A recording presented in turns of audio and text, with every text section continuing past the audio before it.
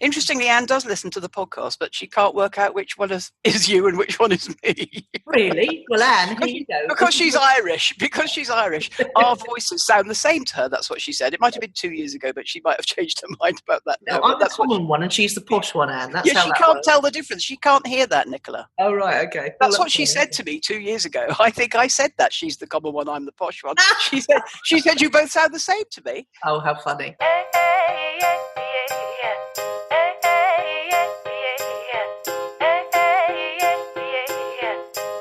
Welcome to Own It, Your Business and Your Life, with Nicola Cairncross and Judith Morgan.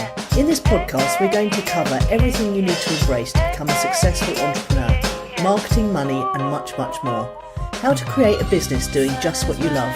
How to own it, your business and your life. This one will be fast, funny, feisty, and very lively. So sit back and enjoy the show.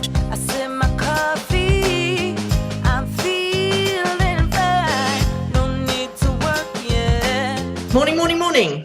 Here I am, on time. Here I am. A minute to spare. Whew. Yes. Good morning, caller. How are you? I'm very well. How are you?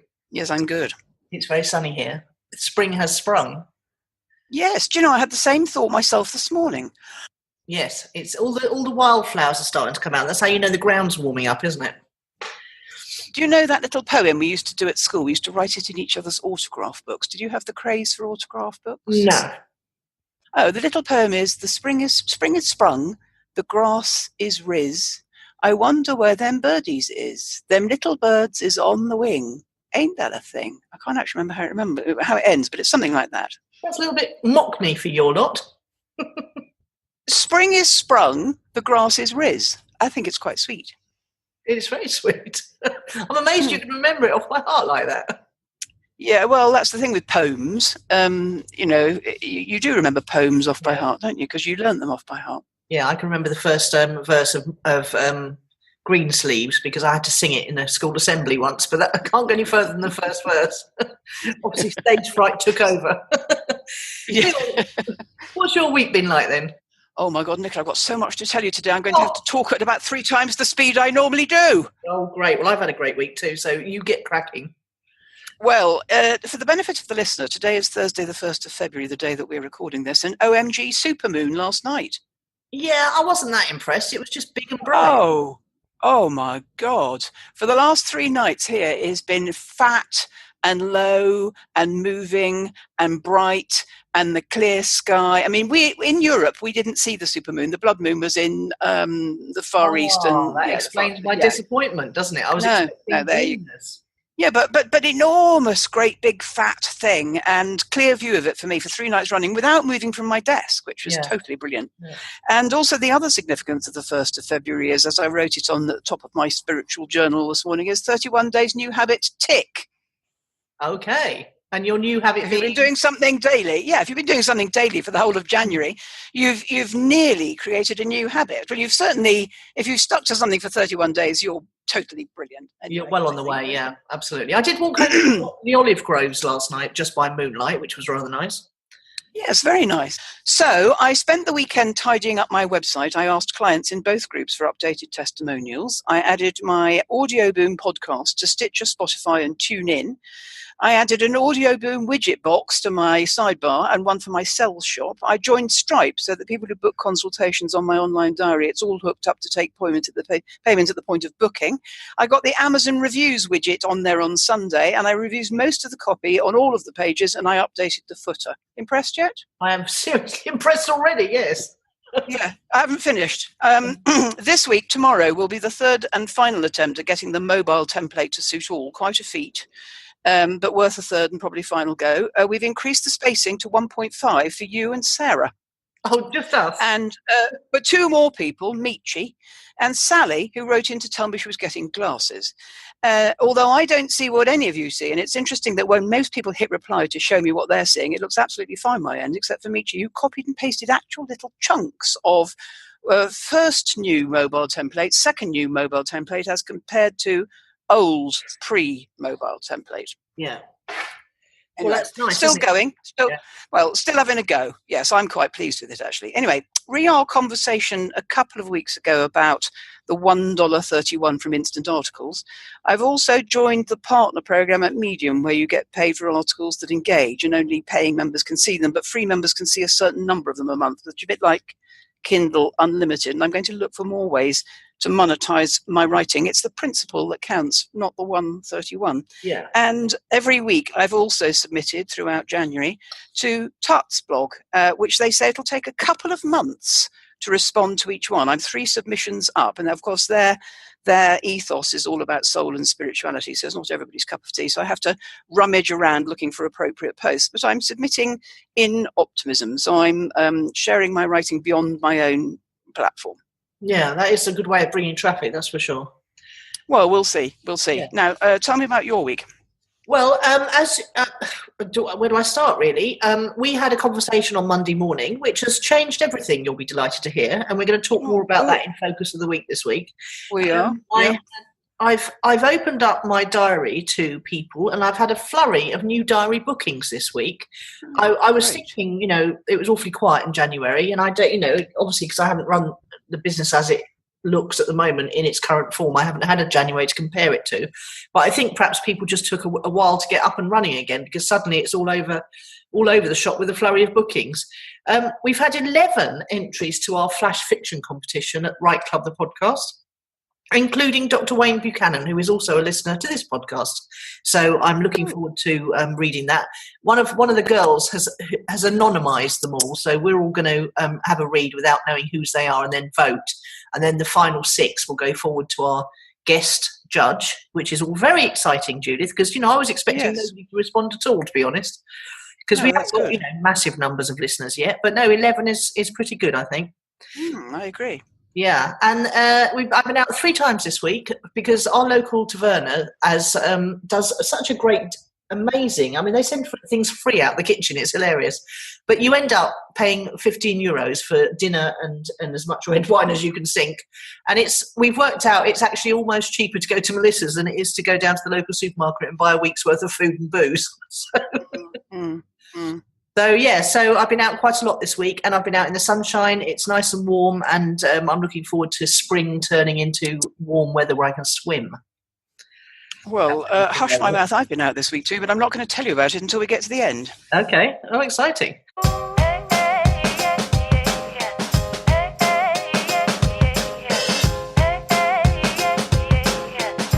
What's fueled your fire this week then?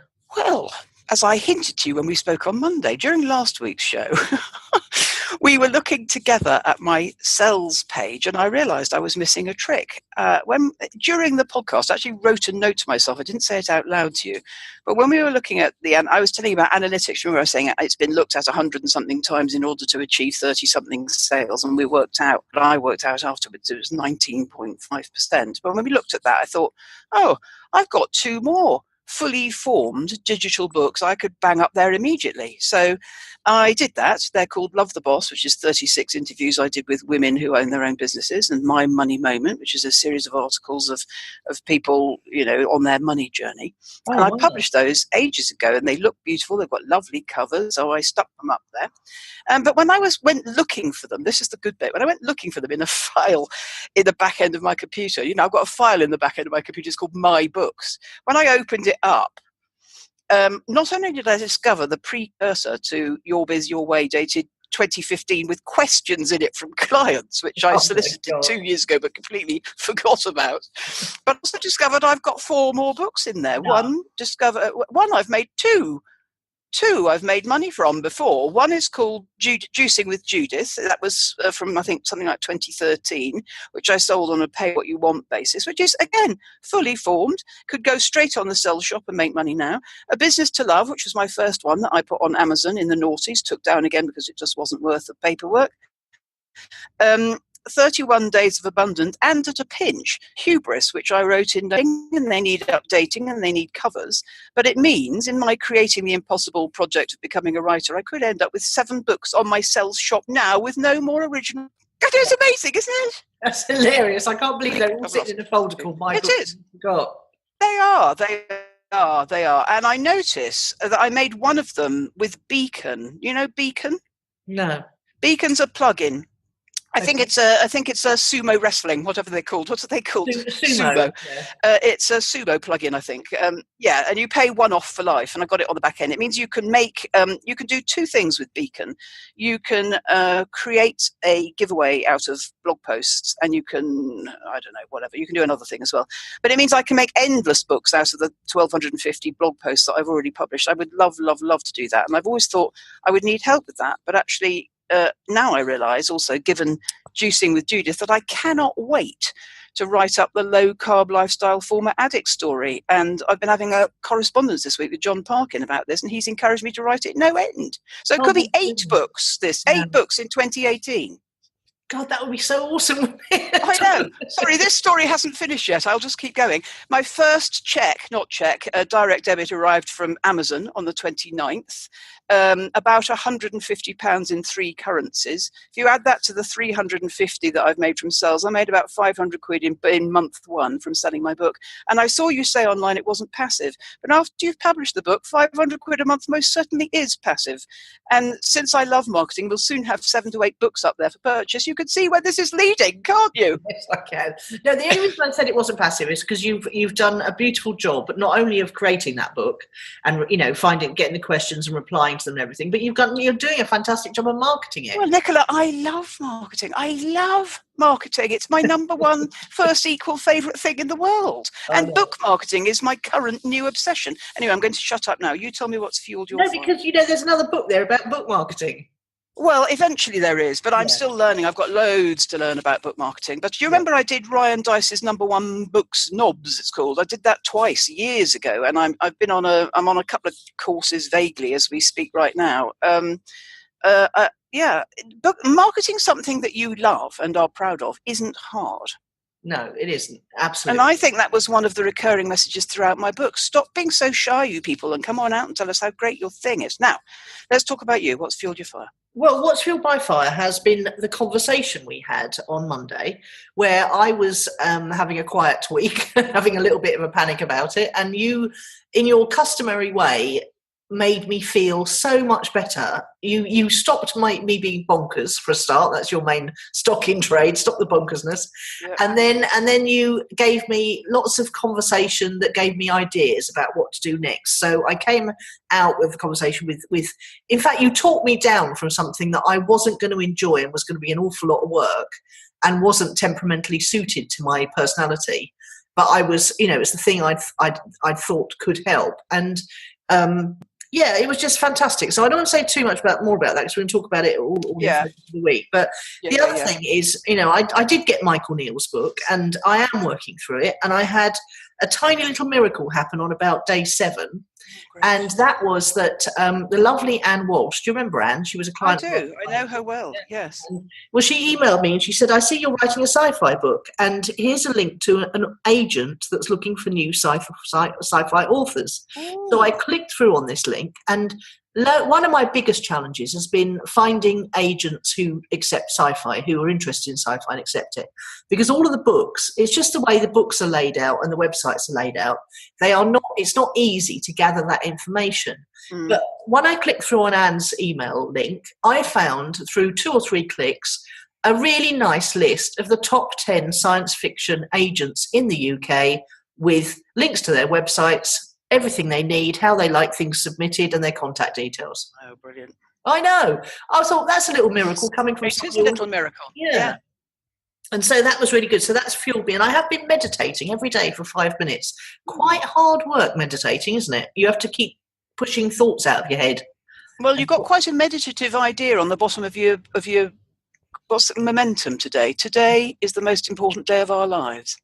Yes, that's quite nice, actually. And really, that's all you're doing in the moment in meditating, isn't it? Yeah, I have to just keep focusing on my breathing, otherwise lots of racing thoughts come in. But I thought that, even if I get, I've already had a little miracle from Michael's book. And I'm learning to meditate where I've never have before. So, that's got to be doing my brain some good, isn't it? I totally agree. And interesting, how much was his book? A tenner or something, $9.99 or whatever. But I mean, if that's what it cost you to get the list of the top 10 sci-fi agents, it's worth it, isn't it? It was, saved me hours and hours of research. I know. And Anne is a mechanic.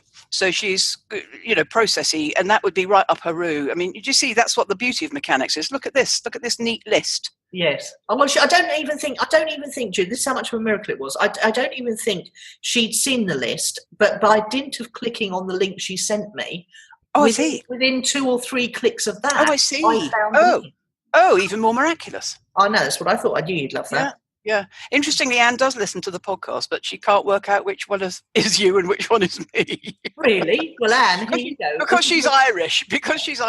Our voices sound the same to her. That's what she said. It might have been 2 years ago, but she might have changed her mind about that. No, I'm the common one and she's the posh one, Anne. That's how she can't tell the difference. She can't hear that, Nicola. Oh, right, okay. That's what she said to me 2 years ago. I think I said that. She's the common one, I'm the posh one.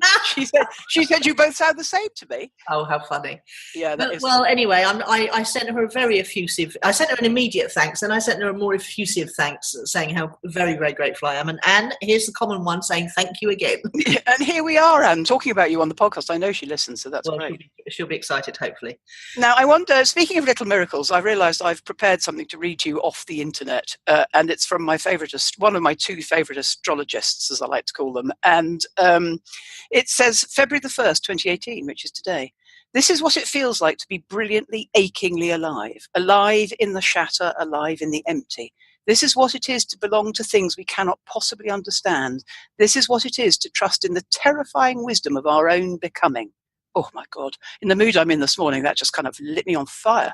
That's very nice, isn't it? And then not by my astrologist, that's a quote from somebody called Jeanette LeBlanc. I have no idea who Jeanette LeBlanc is. Very nice, though, isn't it? And then you could add on the bottom, today is the most important day of our lives. You could. I do feel terrifyingly, brilliantly, achingly alive today, actually. Oh, my God.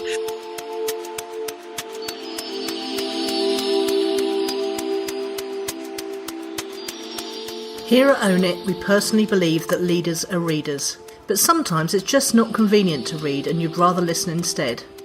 For listeners of Own It the podcast, Audible is offering a free audiobook download with a free 30-day trial to give you the opportunity to check out their service. A couple of titles we've picked out for you particularly are Lean In by Sheryl Sandberg or Crush It, Why Now is the Time to Cash In on Your Passion by Gary Vaynerchuk. To download your free audiobook today, go to audibletrial.com/ownit. Again, that's audibletrial.com/ownit for your free audiobook. You can pick one of the ones I've chosen for you, or you can choose something else. Enjoy your listen. Right, so let's talk about Focus of the Week. Yeah, is it about revelations? Well, here you go. I've already got a title for us. It's Business Reflections and Revelations. Okay. Because what was happening was I was having I don't know about you, Judith, but I think about my business all the time. Obviously I'm my kids are grown up and I'm on my own in Greece here, so I do have more time than most people, but I am always thinking about how I could do things better, how I could improve things. How did this come about? I was just turning over stuff in my head. I was thinking about, oh my God, I've got too many overheads. I don't like it. It makes me feel, because when we had the money gym, we used to do regular purge. I used to do regular purges of my overheads. And the thing I realised about 2 or 3 weeks ago was my overheads in 1 year alone have crept up dramatically. And I know that they were around £600 to £800 a month, dollars a month, whatever, it doesn't really matter what they are, just to run the business and have all the automation running and all the toys and tools I like. And I was just turning that over in my head, and I was thinking about what each one was. Do I really need premium hosting for that? Do I really need premium hosting for that? Do I really need lead pages anymore? And the reason that I was thinking this was because my business has got a lot more simple. It's Clicks and Leads Academy, Clicks and Leads done for you, and there's a mastermind level in between. I occasionally go to England and do a dinner and a day. That's it. So I don't need lots of different opt-in forms. In fact, now my opt-in forms I think are down to 3 maximum, whereas they used to be about 20 things. I don't need a lot of stuff. And then I was thinking about that, and I was thinking about lead pages. Do I really need $67? No, I thought it was $67 a month. It turns out to be $97 a month of lead pages, where really I've only got 3 opt-in pages and about 3 sales pages. It felt like a sledgehammer to crack a nut, as did Infusionsoft all of a sudden. And I spent, hours the other day tidying all my Infusionsoft funnels up, and I thought, well, I could do all that on Drip, and it would be a quarter of the price. So I was just turning all this over in my head, and I suddenly had this revelation, and I can't call it anything else, because it was like suddenly revealed to me that with the advent of mobile, and knowing that 85% of people are on a mobile device, most people aren't seeing, I've probably said this before, so bear with me because it's the background. Most people aren't seeing most of my opt-in forms. All they're seeing is the name, the headline, the name and the email bit. And I thought I could do that on Drip. So I suddenly realised that most people aren't seeing my websites. They aren't seeing my sales pages. They're having to scroll down. They're not seeing what I see on my laptop. So then I started thinking, I've got all this automation, and it is working because I'm getting leads, and those leads are converting to customers. But I wonder if I made it all a lot more personal, if I would do better, if I became more welcoming, more warm, more available, to create the unscalable was what I was thinking. I know that you're very, very keen on it being personal and customer service and things, but I was getting seduced into this whole thing of it's all got to be automated, because I was thinking that I was going to have a great big membership site with perhaps 1,000 members. That was my goal. I've always had big goals, and I suddenly thought, I don't need all that. I don't need all that for a nice living. I don't need all that automation. I don't need all those expensive tools. And it really was quite astonishing. And as I told you last week, I managed to cut my overhead back by $600 a month at least, if not more. And I just thought, all of this is sort of revelations that have come from reflections, and it must have all come from my subconscious. All these revelations must have come from my subconscious, mustn't they?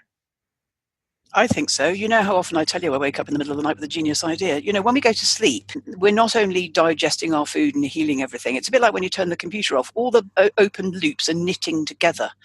And I think we do think about our business and our lives and everything all of the time, whether you're awake or whether you're asleep. Your subconscious. And that's what Michael's talking to a lot in his book. He's talking to those, and he makes that distinction, the 3 principles of mind, consciousness and thought.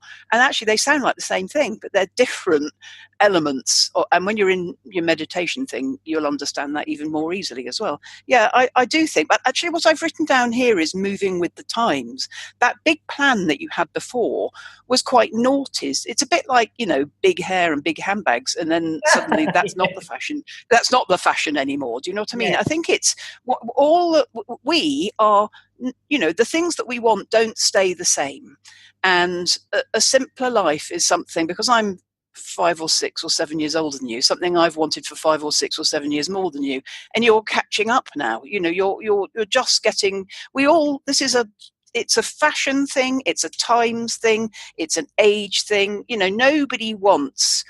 Well, women, I don't think, and modern lovely men that we love as well.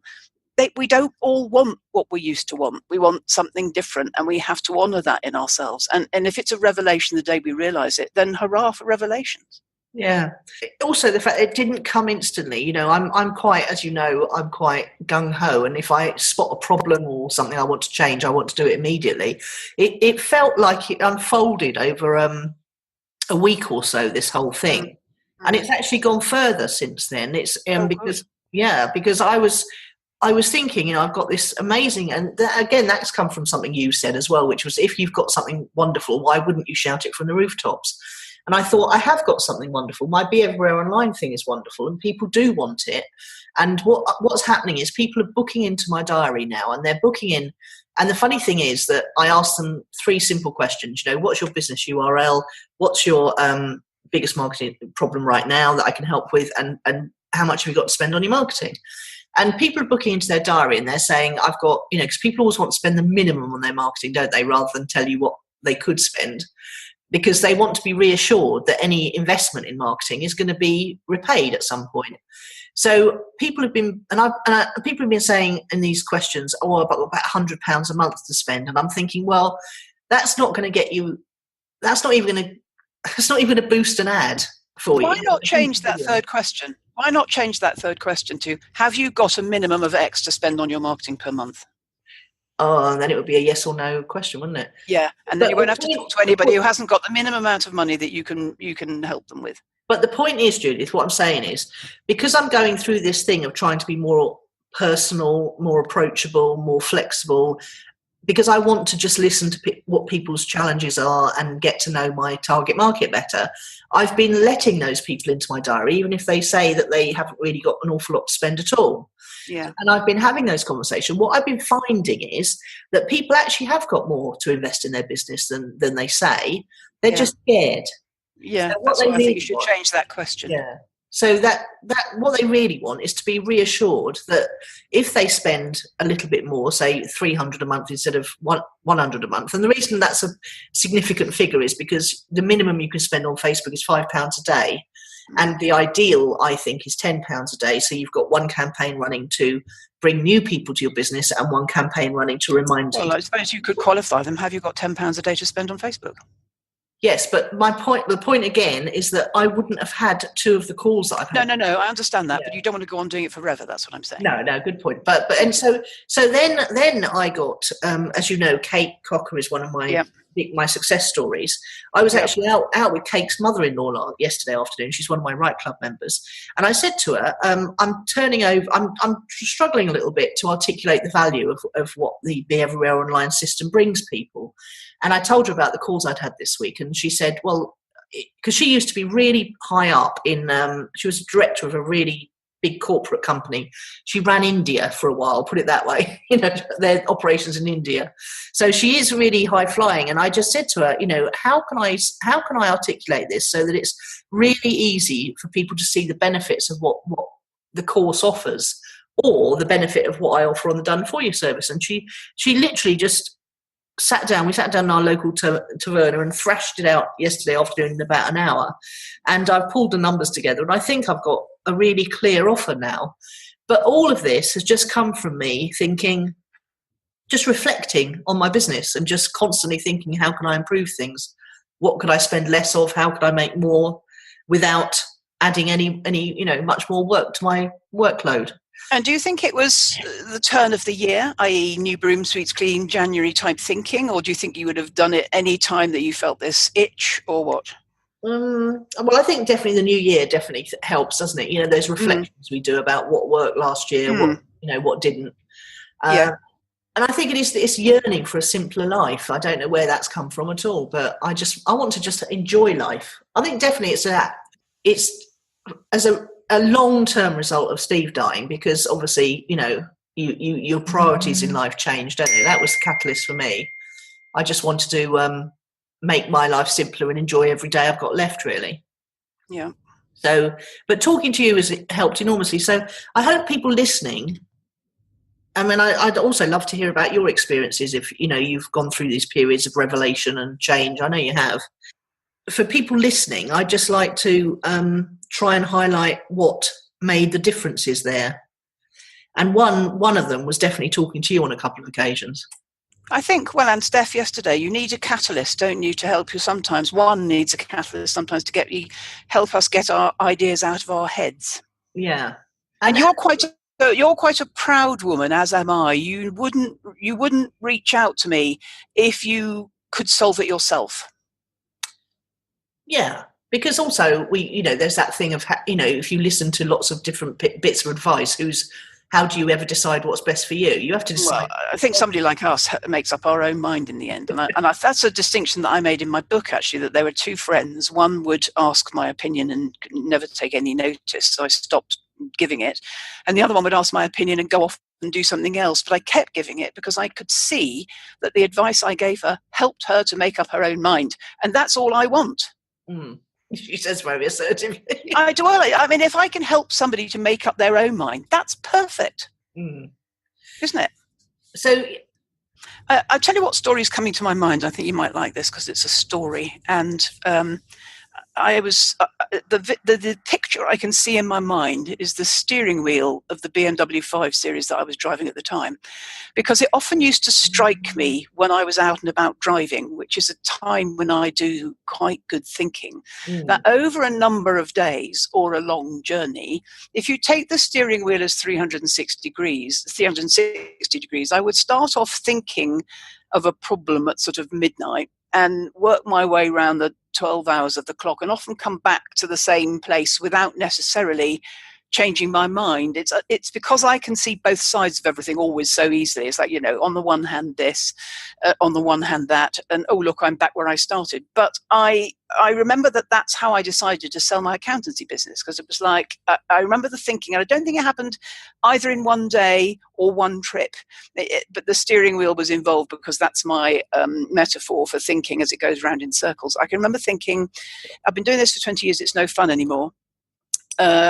I'll tell you what we'll do. We'll make an announcement to the clients. We'll let all the staff go. We'll keep the office for 6 months. And Victoria, my PA, and I will sit there for 6 months helping the clients find a new accountant and transferring their files across. And that's bound to take us 6 months of admin to get 250 clients a new accountant. And then the next thought was, here's the revelation.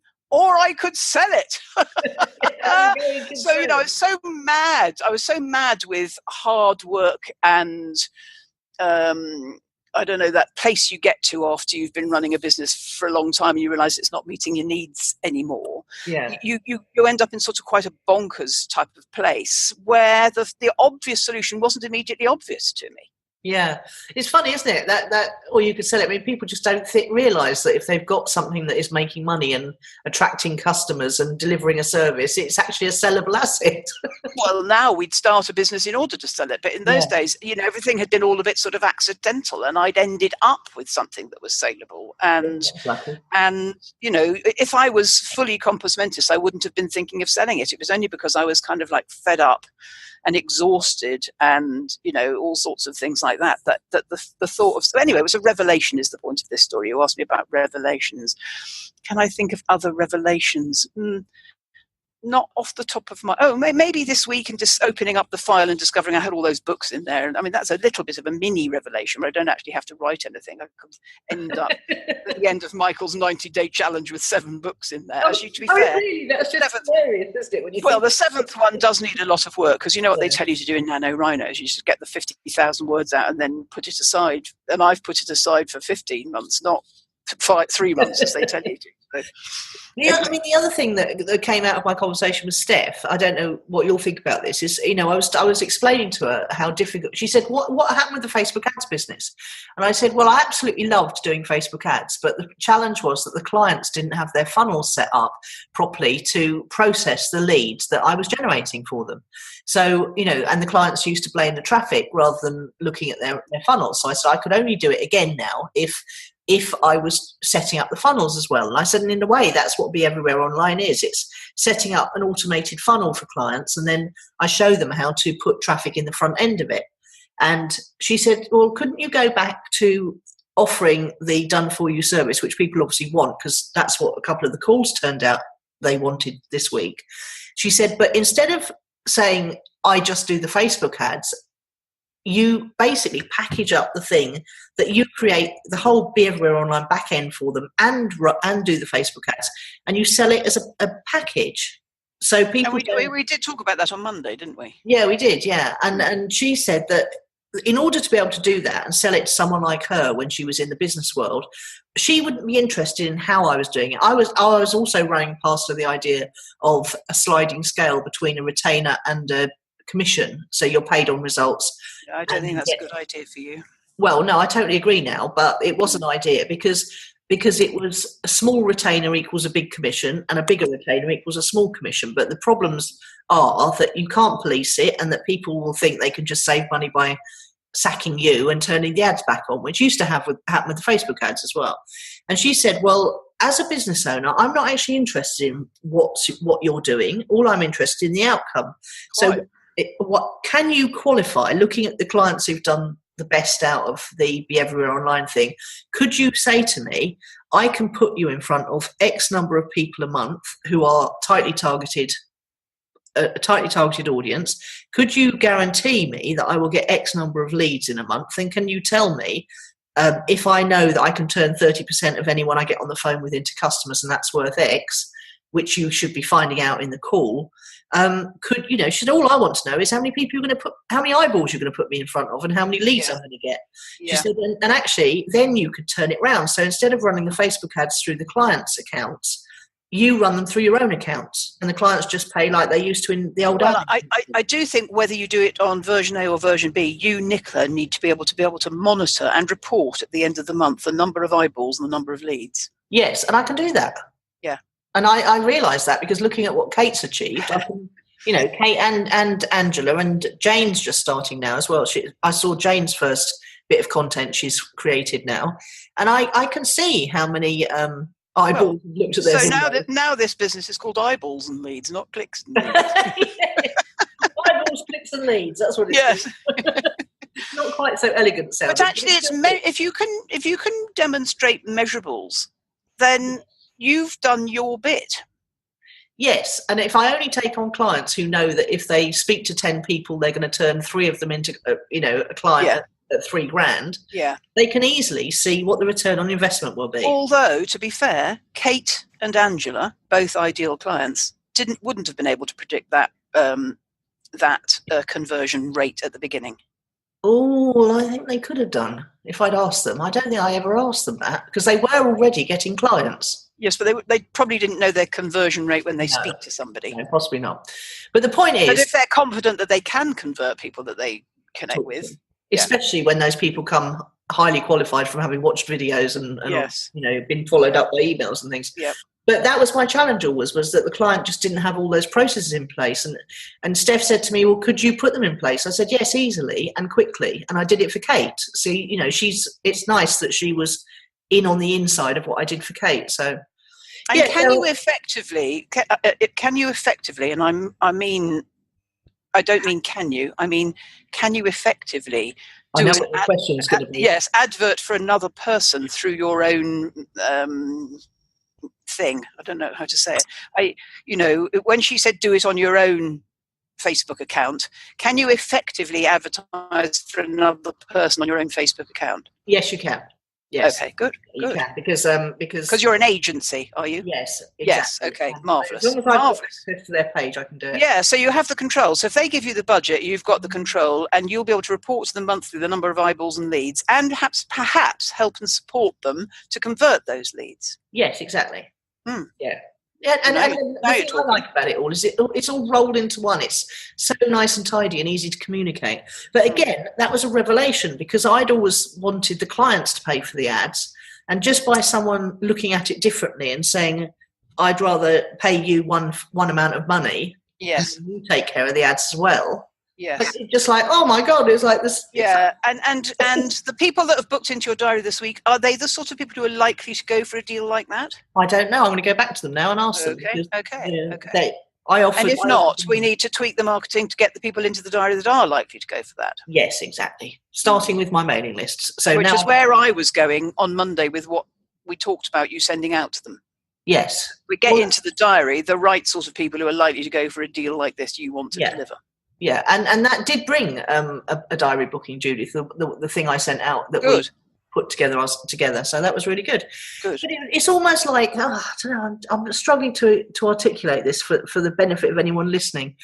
It's like, if your business is working a bit or not working, don't stop thinking about it, because if you think about it and talk to other people, you often have revelations yourself. You often get insights that feel like you're actually seeing things completely differently. It's amazing. I can't articulate it any better. It's like, you've done quite well, actually. Insight, of course, means that you're seeing things slightly better.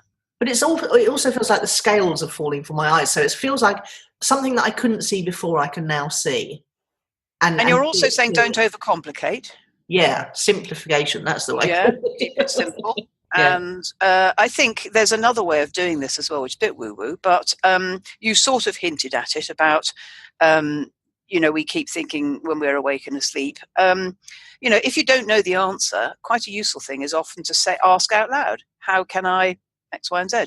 And do that for a number of days and just go about your business and wait for the answers to come. Wait for your subconscious to send you a message or a little thought that triggers the, oh my God moment. Yes. Oh my God, that's how we sum it up. Yeah. OMG. Yeah. So do you go have a team of, do you have people you go out to? No, I'm a bit like that hairdresser who cuts your hair really well, and I always feel quite sorry for her because I think, who on earth can she talk to? Who can she get to cut her hair? For me, it's like, who's my Judith? There isn't one. In this correspondence, I've been having a correspondence this week with John Parkin about low carb. I tried to encourage him to do it last year, and he emailed me to say he's been doing it in January in a rather dramatic way. And we went back and forth in emails about my experience. And I said, I owe you a free one. Let's have a chat about it. And he said he'd love to do that. But the correspondence that we had was the beginning of me writing that book, and he was encouraging me to write that book. So in effect, I said to him at one point, you're a very good coach, because just the gentle encouragement to me to write it was helpful. But I am short of somebody. I'm sure I don't have a Judith, and sometimes I wish I did. Yeah, absolutely. You used to coach Michael Neal, didn't you? In 2007. Yeah. It isn't really coaching I want, it's brain picking, and my brain is tops, really.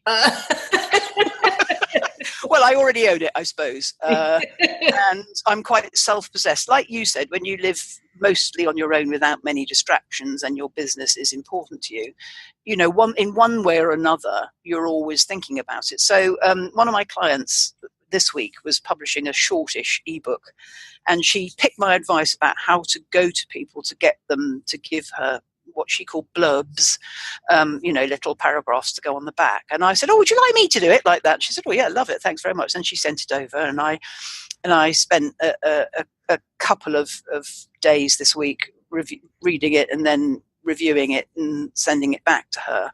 And just reading somebody else's thoughtful content made me, after I'd already spent the weekend on my website, go to my website and go, oh, have I got that right? Other people's content causes me to review thoughts, people that I value. She's a very thoughtful woman. Other people's thoughtfulness. I found myself bristling when reading it because I didn't agree with all of it, but I agreed with enough of it to go, and go and look at my website to see whether I was near enough to what she was teaching me, to the bits that I liked. So I think sometimes it doesn't really matter what I'm doing or watching. I was having a conference yesterday with a man, and I was saying to him, I'm in the 13th season of Grey's Anatomy, and there's a doctor in there, a lady doctor, who's also a god botherer. And this week, and I was telling him what I'd learned from one episode in season 13 of Grey's Anatomy that related to the conversation. Everything is everything I would bother to waste my time on is of value to me, or potential value to me, if not just as entertainment, as something that might trigger a thought or a metaphor or a story that I can share with somebody or use myself, really. So I think that's what all that thing, I've been saying to you for ages, and you've always been saying what you do with all that leisure time. I'm thinking is what I always say to you. and you could say, I could say, I'm in the context of this, I could say I'm reflecting. Yeah. And it's so much more efficient when you do it without everything, a million other things going on at the same time. But it isn't, I don't have a sense that my business isn't right yet, or it's broken, or I've got things to fix. But sometimes when I have, sometimes about once a year or twice a year, I think, who can I talk to about this? And I wish I had a Judith. Yeah. Well, we'll have to keep our eyes and ears open for one. It's that particular type of brain, And also you said something really important this morning, and I've written it down, and it didn't surprise me, but it's got 2 points I'd like to make, which is really important. You said, you made me feel so much better. Now, first of all, I can't make you feel anything. No, I know that. Yes. As a result of our conversation, you chose to feel better. Is better language for that always, okay? Nobody makes you feel anything. You choose to feel better or worse. That's you. But if there's one piece of perennial feedback that people have given me in my adult life, and I'm now 40-something years into my adult life. People say, you make me feel better. So one of the deliverables I know I bring to the world is I make people feel better.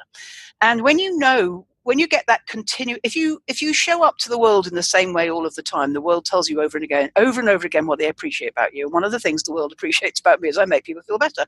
And when people feel better, they can do better, they can be better, they can act better, they can create better, they can whatever it is. But I also know that's what I'm selling.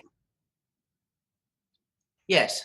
Do you see how valuable that is Yes. to me as well as them? So I make them feel better, but I get another reminder that my USP, part of my USP is I make people feel better. And that's another reason to show up for things like coaching calls, isn't it? Because the other person can only help you if you show up and ask. It's only, I mean, you didn't know I was having a bit of a wobble until I reached out and said, have you got 10 minutes? And I'd really value talking to you. But I had to show up, didn't I? I had to put my hand up and say, I need help. And I don't think that's easy for people like you and I, because we're the experts. Yes, no, absolutely. Yeah, you're probably the only person I could do that with. It's not easy. It's not easy. And actually you have to be quite brave to do it, don't you? Yes. And it has to land at the right time. It was 8:30 on a Monday morning. I could have gone, oh, bloody hell, I'm so busy this morning. Yes. Because I always forget about the time difference as well. Well, I usually would, if I couldn't do you at the time of asking, I actually had quite a busy day on, and I thought, well, I might as well do it first then. But, get it out of the way, absolutely. If I couldn't have done it for you then, I would have said my next free spot. We always used to do that on Skype in the olden days. Can you talk? No, but I'm free at such and such. Do you remember? Yeah. Well, there you go. Do you think anyone listening would? Well, I think it's worth summarising. Which is, never stop thinking and feeling and reflecting about your business. But I think what's interesting is these little revelations and big revelations, they come out of, Michael's book. They come out of books that we're reading. They come out of my client's book I was reading. They come out of any kind of content or material that's quite a catalyst to others. Yeah, because if you're open, you have to be open though, don't you? You have to be open and ready to absorb.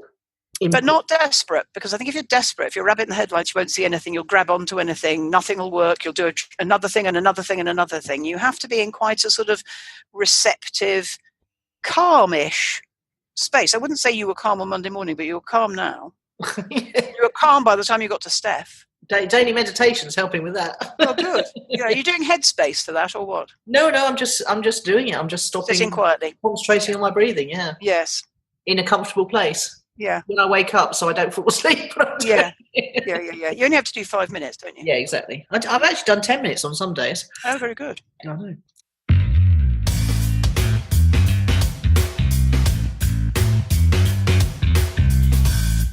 So, what's your word of the week then? Well, Paula Gardner, who was number 4 in the Blogfest, she used a lovely word in the story about meeting a bloke who was a barrister. He was something in retraining to be a barrister, wasn't he? She used 2 words to describe a man who she said was 52 years old, and one of them was verve. And I thought, what a lovely word that is. Yes. Verve. Yeah. Energy. Well, that's my word of the week, verve. It's just a nice word. It's a very nice word. Yeah. Well, my word of the week is going to be reveal, because we've talked a lot about revelations, and I think reveal is a nice, in the spirit of fun and ease and non-striving. Reveal is a nice way to have a revelation, a nice way to realise something. It's a slow word, isn't it? Reveal. It's not a epiphany. No, it is a slow word. That's right. Yes, and actually, I like non-striving because I always say to my clients, when it's right, it's easy. I don't really like striving. No. So there you go. It's got struggle in it. Yes.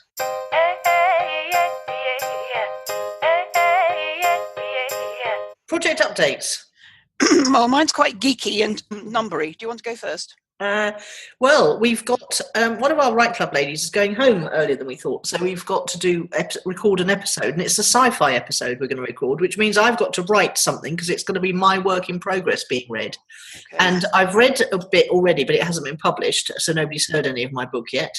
But I now need to write some more, so that's where I'm at. How long have you got to do that? When are you doing that by? Wednesday. It's fine. I can write a couple of sit-ups. I only have to write about 750 words. I can do that in easy. Right. But nothing like a nice deadline, is there? And that's got to be out of your book. It can't just be 750 flash fiction words about sci-fi. No, it's got to be from the book. Work in progress. Okay. Which is good because it'll mean I'll move one scene forward closer to having a book. Apple Analytics are now offering, you can actually now go and sign into your Apple account and find your podcast analytics. I got an email from them this morning saying worth going to have a look, yes. I can't get into just this red hot second into Own It, the podcast, because for some reason it's not in when I sign into my Apple account. We must have set it up on Apple with a different email. So you'll do that for us for another week, will you? Yes, I'm on it. That's it for project updates, really, for me. Okay, mine's quite dull. I'm so sorry, but I'm going to persevere with it. Books sold in total 79, split between Cells, which is the ebook, 35, and Amazon 44. So Amazon's beginning to sort of creep ahead now. Numbers of reviews on Amazon unchanged this week, 19. Amazon ranking, I want to talk about Amazon ranking because that's I'll come back to Amazon ranking. Free chapter opt-ins, 32. Join us to the Ask Judith group through the 22 social gate, which means they join my CRM system, 23. Expressed as a percentage of book sales, just under a third. First goal, still 100 sales. Then last night in my sleep, I thought 1,000 next and 5,000 after that was what I thought. Okay. Blogfest is now oversubscribed, but I don't think it'll do me any harm to have a few reserves because I expect in the first 52 there'll be a flake or two who won't meet their own deadline, but we'll see about that. Now, the Amazon ranking changes hourly. Yes.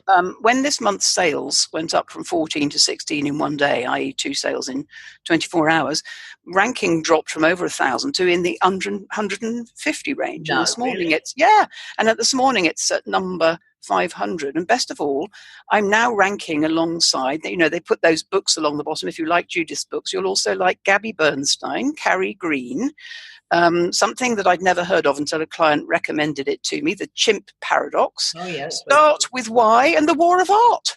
Oh, they're very nice books to be aren't they? Nice. Yeah. Cool. So to come back to the thing about the free chapter, is that a new initiative? No, that was always there from the beginning. Get a free chapter, opt into my newsletter, then upsell to the book. Okay. And actually, the free chapter also includes, I said to you at the beginning, I'm going to include John Parkin's foreword and my opening chapter. When nobody's interested in that, just cut straight to the first 6 questions. You went, I completely ignored you, and put in the John, me, and the first chapter, which is called Bonkersness. It's got 6 questions in it. And those are the people who are not sure they want to buy it or not sure they're ready to buy it yet. Yeah, but they will convert once they. But they also get a chance. Well, whether or not they buy a book, they join my CRM. They get a chance to join Ask Judith, which is gated, so they join the CRM system. So they've already opted in the newsletter, and then they're in the new 22 social. I can communicate with them on Facebook system. Ah, nice. So are you getting on all right with that? Are you enjoying that? Well, I need to put a lot more effort into it. In fact, it's quite a complicated. There are 2 VAs involved in helping me with it. It is what nobody has told me in it yet. And they do an hour or an hour and a half's webinar every Tuesday night at my time, 11:30 at night. Their San Diego time, 3:30 in the afternoon. Well, consequently, I never get to any of them. What they haven't taught me is, I've got all these gated apps. What the hell do I do with them? There's no marketing strategy, but I'm accidentally working it out. But once Michael Neal's thing's over, which is going to dominate the first 3 to 6 months of this year in terms of, 8 books on my Cells bookshop, I definitely got to get back to it because already I think a Cells gate for the free chapter would work better than the MailChimp opt-in for the free gate, because there's another, I don't have to, I know why it is, I don't have to add their email address manually or via a CRS, what are they called? Comma separated CSV thing to my Facebook ads, people that you're trying to target, all of that. So there's pros and cons, but it's a little bit of a faff for me to break off what I'm doing and go and set up a new gate, but there we go. You never know. With a track record of what you achieved last weekend, it should be a breeze. Well, and actually this morning, going back to this revelations and reflections thing, I I have a to-do list, obviously, and at the moment it's a monster. But sometimes I don't put things on my to-do list. I have them in my sort of vague general awareness. And one of the things I needed to do was write to Eric, my computer man, and tell him what I still hadn't got sorted out on the Surface Pro. I just woke up this morning and did it. And, that's nice. Dear Eric, thanks for my Surface Pro. Here's 3 things. It wasn't on my to-do list. I just felt like doing it this morning. So, not everything is controlled up the yin-yang by me. No, you don't need to add it to your to-do list and cross it off. Well, I had done some crossing off. This week was so complex. In the back of my journal, I had to write a long list of all the things I've got to do. And there's nothing like crossing things off your list, is there? No, absolutely. It's very good.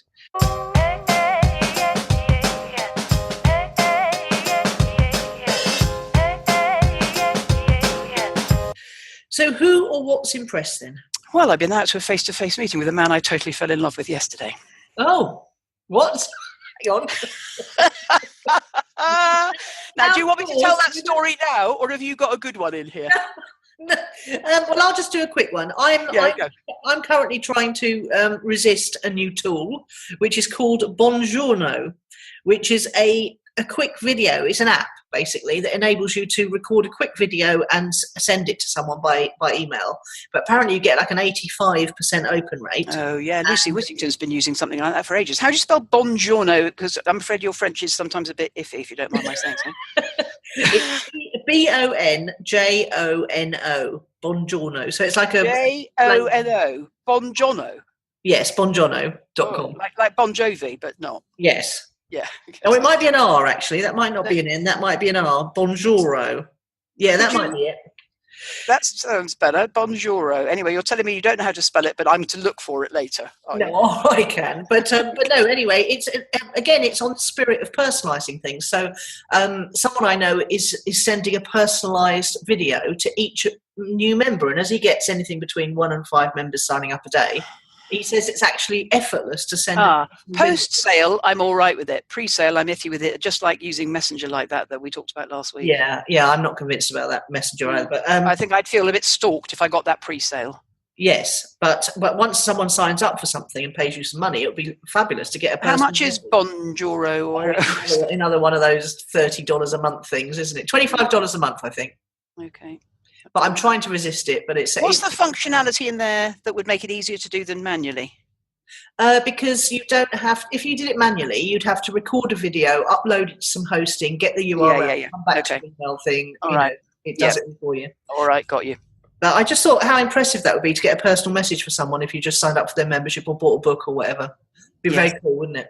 No, I wouldn't like it, but I can see that some people would. It would make me feel a bit freaked and stalked. It's like, oh no, please don't send me a video. No, but I can. What? What? You hate videos, don't you? Well, I do. Certainly from other people, I've got to look up their noses and oh god. Right, you go now because I can't. Yeah. All right. So I got this message.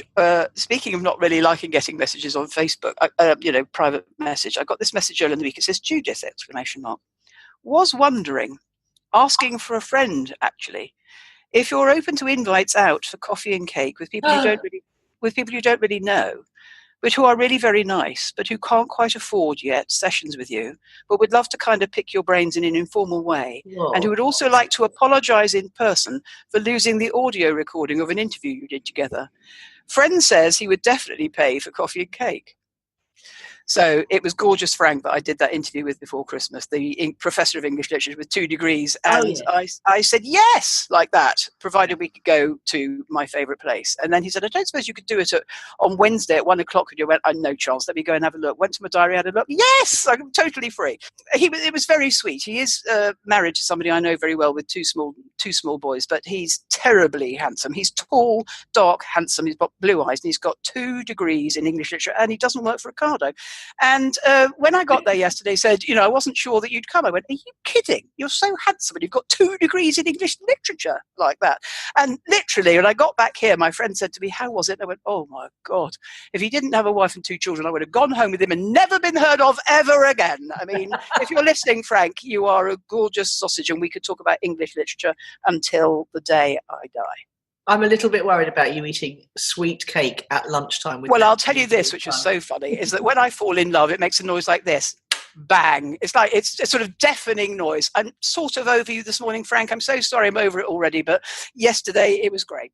Oh, it sounds like so much fun. It was fun. It was terrific fun. But what's impressed me? I've been out of the house to a face-to-face meeting, Nicola. How funny. And dare I ask where your favourite cake eatery is? No, I'm not telling it. So I don't. Do I want the whole of the world in my favourite cake eatery? No, I don't. No, you don't. Right? Not even me. No. He actually said to me, "Can I have your address to send you a book, or don't you give people your addresses?" It's like, well, given that it's you, handsome Frank, on this occasion, I will make an exception. Hilarious. But also Frank. What a great name for a bloke. Frank. Yes, it's a very manly name, isn't it? Oh, it's a lovely name. Yeah, very good. I might call one of my sci-fi characters Frank. Right. That's it. We've done it. We've done the job. We've got to go, otherwise we'll be running over. Speak to you soon. All right, baby girl. Yeah, see ya. Bye. You've been listening to Nicola Cairncross and Judith Morgan. The podcast is called Own It, Your Business and Your Life. Do come and visit us at ownitpodcast.com. We'd love to hear your feedback. You can find out more about Judith and visit her on her website at judithmorgan.com, and you can find Nicola at nicolacairncross.com.